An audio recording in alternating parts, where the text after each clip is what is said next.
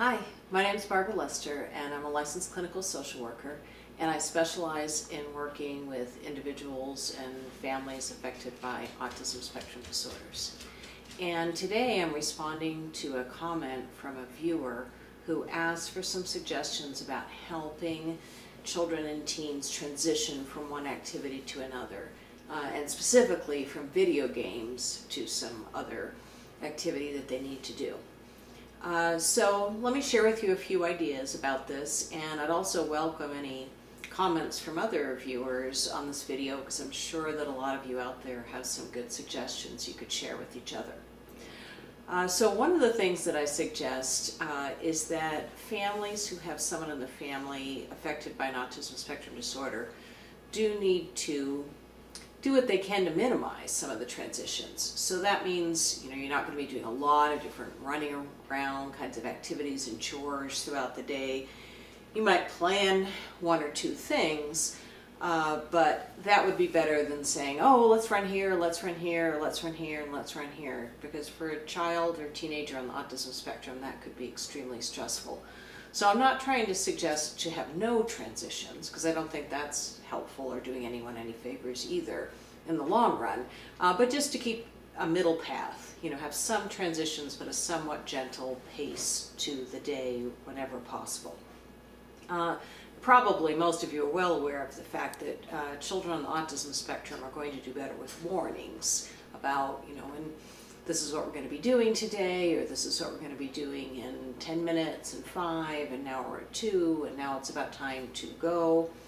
And another way to help them and to provide those kinds of warnings is to use your visual schedule if you're not already doing one.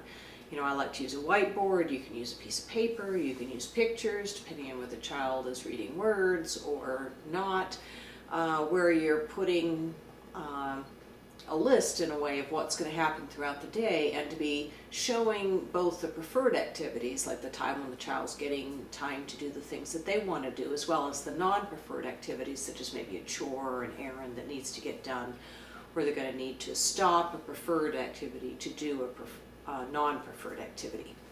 Now, another thing to keep in mind is you might use as your warning system, you might use a timer, you might use one that's got a buzzer, you might use, I really like the time timer. If you don't have one already, it shows elapsed time. So you turn something on a dial, and then this big red block comes up that shows, say, 45 minutes. And then the red shrinks down until the red is completely gone. And when the red is all gone, you're now at 0. So they can really see the time counting down in a way that can be helpful for a lot of children on the spectrum.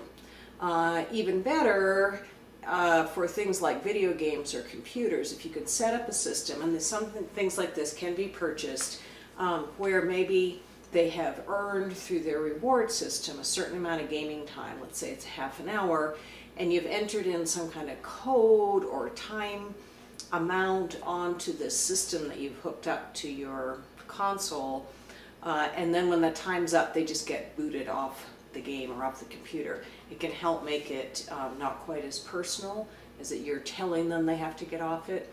I know there's programs like that for the computer where they can earn, say, a certain amount of computer time. You give them a password, it gives them 30 minutes or however much time you've allowed of game time, and then it gradually, it gives them warnings and then eventually just kicks them off it. And so speaking of that in terms of earning it, just keep in mind that you want to have a good reward system set up. Perhaps they're earning their time to do their preferred activities, and part of their goals for their reward system might be that they transition well from one activity to another. So that might be a behavior goal that they're working on, such as when I give you a warning, you need to end it by the time period that I've given you, and move on to the next activity, and maybe they're earning a reward for doing that, because we're acknowledging that that's something really hard. And it's hard for many of us, but it's especially hard for someone on the autism spectrum. And I encourage you to look at one of the other videos I did on the use of structure, and think about how you can build this into the structure you're already setting in place. So thanks everyone for stopping by today to listen to this, and I encourage you, as I said before, to leave comments about ways that you handle transitions so that we can share that information with each other. Subscribe to my channel if you'd like to have more of these kinds of videos. My YouTube channel is ASD Specialist, and hope to see you here again sometime.